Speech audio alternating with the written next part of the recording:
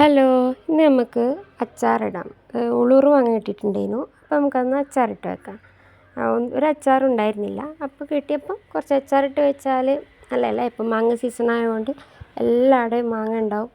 അപ്പോൾ കുറച്ച് അച്ചാറിട്ട് വെച്ചാൽ പിന്നീട് എടുക്കാം, അല്ലെങ്കിൽ ഉപ്പിലിട്ട് വെക്കാം. അപ്പോൾ ഞാൻ ചെറുതായിട്ടൊന്ന് അരിഞ്ഞെടുത്തിട്ടുണ്ട്. ഇനിയിപ്പോൾ ഒരു ചട്ടിയിലേക്ക് നമുക്ക് നല്ലെണ്ണ, തീരെ നല്ലെണ്ണ കുറക്കണ്ട, അപ്പം അച്ചാർ കേടായിപ്പോൾ.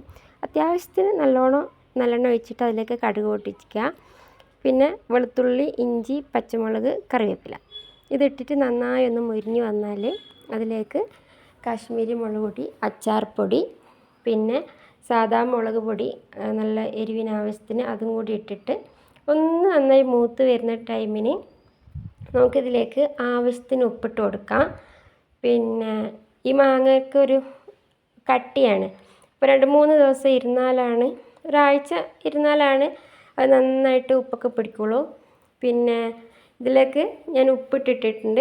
അപ്പോൾ നന്നായിട്ടൊന്ന് അതൊക്കെ മിക്സായി കൊടുത്തതിന് ശേഷം നമ്മൾ അരിഞ്ഞ് വെച്ചിരിക്കുന്ന മാങ്ങ കൂടി ഇതിലിട്ടിട്ട് നന്നായിട്ടൊന്ന് മിക്സ് ചെയ്ത് കൊടുക്കുക.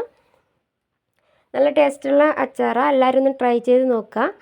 പിന്നെ ഇനി ഇതിലേക്ക് ഞാൻ കുറച്ച് മാത്രം സുർക്ക ഒഴിച്ച് കൊടുക്കുക, അതായത് വിനാഗിരി ഒഴിച്ച് കൊടുത്തിട്ടുണ്ട്. പിന്നെ ഇളം ചൂടുള്ള വെള്ളവും കൂടി ഒഴിച്ച് കൊടുത്തിട്ട് നന്നായിട്ടൊന്ന് മിക്സ് ചെയ്ത് കൊടുക്കുക.